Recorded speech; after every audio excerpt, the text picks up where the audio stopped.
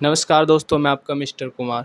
UPSC एक ऐसी परीक्षा का नाम है जिसके फॉर्म तो 14 लाख लोग भरते हैं, लेकिन सेलेक्ट सिर्फ 1000 लोग होते हैं। तो चलिए, आज मैं आया हूँ आपके पास, आपको लेकर एक एस्पिरेंट के पास जो यूपीएससी की तैयारी कर रहे हैं। तो चलिए इनका इंटरव्यू लेते हैं। तो आपका नाम क्या है? सर मेरा नाम राहुल है। तो आप यूपीएससी की तैयारी करते हैं, आपने अभी तक कितने अटैम्प्ट दिया है? सर मैंने अपने सभी अटैम्प्ट दे दिए हैं, अब मेरा सिर्फ एक लास्ट अटैम्प्ट बचा हुआ है जो मैं ओके, इस साल दूंगा। तो आप ये बताइए। तो चलिए मैं आपसे कुछ सवाल पूछूंगा, 4-5 सवाल जो ज़्यादातर हाईलाइटेड क्वेश्चन होते हैं, जो लोग मतलब जो नई नई तैयारी करते हैं, यूपीएससी के बच्चे होते हैं, उनके दिमाग में यही सवाल आते हैं, आप बताना। तो सबसे पहला सवाल मेरा ये है कि आप पढ़ाई कितने घंटे करते हैं? 2 घंटे। 2 घंटे? 2 घंटे? हमने तो आज तो मतलब जितने भी इंटरव्यू या वीडियो देखी है उसमें 2 घंटे तो कोई भी नहीं, मतलब सब बोलते हैं कि 8 से 10 घंटे पढ़ो, 12-12 घंटे पढ़ो। आप अपनी 2 घंटे में कैसे कवर कर लेते हैं अपनी पढ़ाई?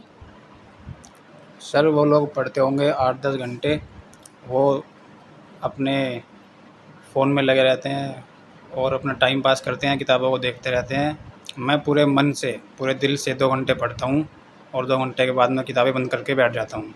चलिए, तो आप मतलब कहने का मतलब आपका यह है कि आप 2 घंटे बिल्कुल दिल से, बिल्कुल अच्छे तरीके से पढ़ते हैं, मन लगा के। और जो बाकी के एस्पिरेंट है वो कभी फ़ोन में लगते हैं, कभी इंस्टा चलाते हैं, कभी व्हाट्सएप चलाते हैं, कभी कुछ। लेकिन आईएएस तो वो भी बनते हैं। सर उनका मुझे कुछ नहीं पता है, मुझे अपना पता है बस।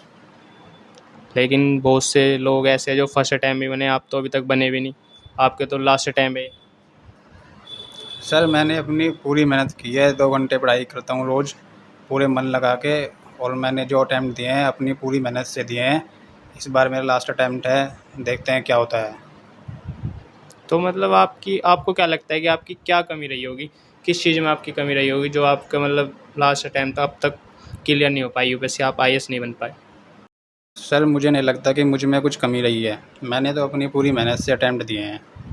अब हो सकता है गलती यूपीएससी वालों की हो, वो पेपर सही से नहीं बनाते हैं, आउट ऑफ सिलेबस क्वेश्चन पूछते हैं। हाँ, ये तो आरोप लगते हैं, दिव्य दिव्य कीर्ति है वो भी लगाते हैं कि हिंदी के क्वेश्चन ही अलग। आपका, हाँ, आपका माध्यम कौन सा है? सर मेरा माध्यम है हिंदी माध्यम। और आपका ऑप्शनल कौन सा है? हिंदी। हिंदी साहित्य। हाँ जी। ओके, तो मेरा दूसरा क्वेश्चन आपसे यह है कि बहुत से बच्चों का सवाल होता है कि कितनी किताबें पढ़े, कोई कितनी बताता है, कोई कुछ। तो आप बताइए, आप कितनी किताबें पढ़ते हैं? सर मैंने अपने हर विषय के लिए एक एक किताब ले रखी है और मैं उसी को पढ़ता हूँ बार बार। इससे मुझे रिवीजन करने में और चीज़ों को याद रखने में आसानी होती है। तो आप दिखा सकते हैं आपकी कितनी किताबें हैं? जी बिल्कुल, ये रखी मेरी किताबें। ये मेरी इतिहास की है, ये मेरी भूगोल की है, और ये मेरी पॉलिटिकल साइंस की है, ये मेरी हिंदी साहित्य की है। तो आप इन 4 किताबों से पूरी तैयारी कर सकते हैं यूपीएससी की? जी बिल्कुल। क्यों हमने तो नहीं। सुना है कि यूपीएससी में बहुत सारी किताबें पढ़नी पड़ती है, बहुत सारा सिलेबस है, बहुत बड़ा सिलेबस है। आप इन 4 किताबों से कैसे कर लेते हैं अपनी तैयारी? सर सिलेबस बड़ा उनके लिए है जिनको किताबों का बोझ इकट्ठा करने का शौक़ है। सर मुझे ऐसा कोई शौक़ नहीं है, मैंने सिलेबस पढ़ा है, देखा है, और पीवाईक्यूज़ भी देखे हैं मैंने, तो मैंने उसको देखते हुए ही अपनी अपनी 4 किताबें चुन रखी हैं। इनके अलावा मुझे नहीं लगता कोई किताब की ज़रूरत है मुझे, ये काफ़ी है मेरे लिए सर। तो एक चीज़ और मैं नोटिस कर पा रहा हूँ यहाँ पे कि आपके पास कोई भी मैप नहीं है। नहीं तो मैंने जितने भी इंटरव्यू देखे सब बच्चों के वहाँ पे मैप लगे होता है, आपके पास क्यों नहीं है? सर मुझे खामा-खा के चौंसले और दिखावा करने का कोई शौक़ नहीं है, मैप दीवार पे नहीं, मेरे माइंड में छपे हुए हैं। ये भी अच्छी बात है, मतलब आपने 7-8 साल से आप तैयारी कर रहे हो तो आपके छप ही गए होंगे। तो चौथा सवाल मेरा आपसे ये है कि आपने कोचिंग कहाँ से बहुत से बच्चे कोचिंग लेते हैं, कोई कोई नहीं लेता, तो आपने कहाँ से ली कोचिंग? सर मैंने बुद्धि भ्रष्टि आईएएस कोचिंग से कोचिंग ली है। ये तो दिल्ली में है शायद, फर्जीनगर। दिल्ली में भी है इसका सेंटर, और इंडिया के हर कोने कोने में इसका सेंटर पहुंच चुका हाँ, है।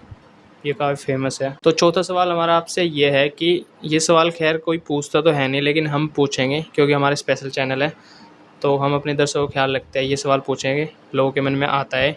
आपने 7 या 8 साल से आपने तैयारी की यूपीएससी, तो आपका लगभग खर्चा कितना आ चुका होगा अब तक? सर मैंने ऐसा कोई खर्चा गिना तो नहीं है, लेकिन मैं आपको मोटे तौर पे बता सकता हूँ कि हमारे गांव की लगभग 150 बीघा ज़मीन थी जो हमने बेच दी है, और मेरे पापा के पास 4 ट्रक थे, वो भी बिक गए, और अब मेरे पापा रिक्शा चलाते हैं। इतना मोटा खर्चा आ गया आपका? जी। ओके, चलिए हमारे इंटरव्यू का अब आखिरी सवाल है आपसे, इसके बाद हम कोई सवाल नहीं पूछेंगे। कि बहुत से एस्पिरेंट, सारे एस्पिरेंट क्या, ज़्यादातर एस्पिरेंट का प्लान बी होता है, तो आपका क्या प्लान बी है? सर मेरा प्लान भी मोमोज़ का ठेला लगाना है, क्योंकि मेरे पास अब कोई बिज़नेस करने के लिए पैसे नहीं हैं और प्राइवेट जॉब मुझे मिलेगी नहीं, क्योंकि उसके लिए मैंने कोई स्किल्स की तैयारी भी नहीं कर रखी है। बनना तो मुझे सर आईएएस ही था, लेकिन प्लान भी मेरा यही है। तो लेकिन बहुत से आपने मूवीज़ वगैरह में देखा होगा कि ज़्यादातर प्लान बी लोगों के, एस्पिरेंट्स के ये होते हैं कि पीसीएस हो गया या कोई और सेक्टर में जॉब हो गया, सरकारी गवर्नमेंट जॉब। तो आपने मोमोज, आपने इतनी पढ़ाई की, आप मोमोज लगाओगे आप इतनी पढ़ाई करने के बाद? जी लगाने पड़ेंगे, लगाऊंगा नहीं, लगाने पड़ेंगे। तो आपने इतनी पढ़ाई कर चुके हैं, आप नॉर्मली आपको कहीं पर भी जॉब मिल सकती है 20 से 30 हज़ार की, तो आप मोमोज का ठेला क्यों लगाओगे? आपने इतनी पढ़ाई की है।